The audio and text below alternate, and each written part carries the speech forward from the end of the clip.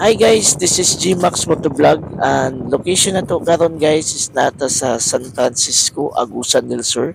Ug atong ipakita sa inyo, atong i-flex ang ilang pag-ulang na nahuman nga public transport terminal ug ang ilahang public market. Diri lang ni makita guys sa may hubang San Francisco, Agusan del Sur. So gipropose nila guys nga ibalhin diri sa may barangay hubang ang ilang public transport terminal ug ang ilahang merkado kay grabe nakahuot dito sa ilang sentro nga bahin.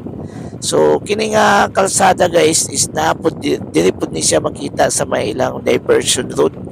Puhon ug mahumanan ni siya guys ang mga bus nga gikan sa Davao gikan sa Tagum dito na moagi sa diversion route sa may junction sa Bayugandos or dito sa may Taglikid area.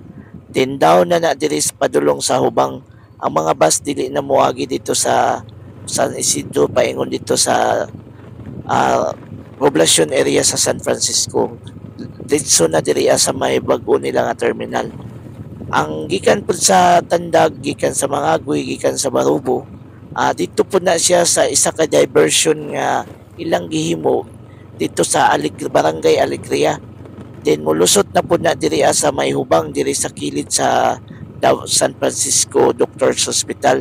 So dili na jud mo agi ang mga bus o mga public transport vehicle dito sa downtown or dito sa may poblasyon area sa San Francisco kay para dili na maghahatag og traffic o mapadali ang pag-abot sa mga pasahero sa lain-lain nga mga destinasyon paingon sa ilang bago nga terminal.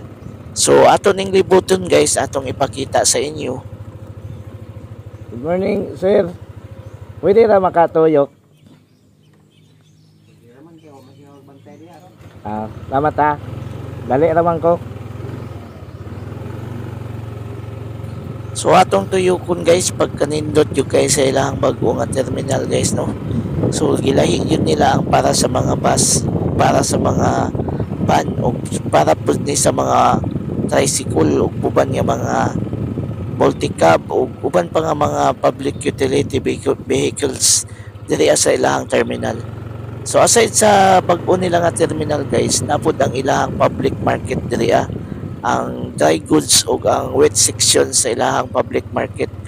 Wapo kayo dako kay ilahang merkado diri guys oh. So pastado jud kay ang ilahang pagka plano ani nga uhod nga merkado o public terminal. So naapod ni siya diri sa lapad nga area sa hubang o makita diri ang Mount Magdiwata guys. Very stunning scenic view yung kayo ang Mount Magdiwata.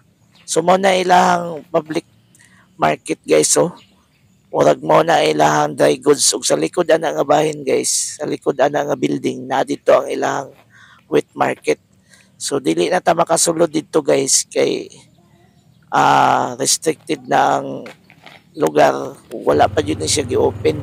Actually nananghid na kay tao nga mosulod ka dali diri sa area. So diri ta sa ilahang terminal guys so pagkadako kayo pila ka bay area ni guys so pila ka bus ang ma-accommodate ani or mga van ang mga van ni guys gilahi sa pikas katong lahat pa nga atong giunungan kini para ra yun sa mga public utility bus.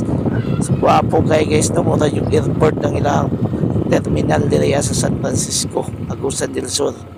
So maybe mo na isa ni sa pinakagwapo o pinaka-modern na terminal diri sa Mindanao. Naka-adto naman ta sa lain-lain nga mga terminal diri sa Mindanao. Isa sa mga pinaka-nindot nga terminal is ang Cagayan de Oro City. So maybe mo isa pud ni sa mga pinaka-nindot.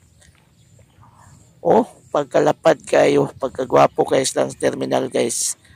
Bravo San Francisco. Kudos sa San Francisco local government. Para Mount Magdiwata guys oh. Kwapo kayo. So kini siguro guys mo lahi pud ni siya para ni sa mga tricycle or para na sa mga van nga area. So salamat kayo sa atong local government sa San Francisco in partnership with the private ug sa provincial government sa Agusan del Sur. Nahimo jud ni siya nga malampuson nga pagplano sa ilahang bag-o nga terminal. So gwapo kayo guys, congratulations sa San Francisco. Hopefully mahumanan ni siya o ma-open na sa public. So dili na ta guys, this is Gmax Motovlog. Thank you and God bless us all.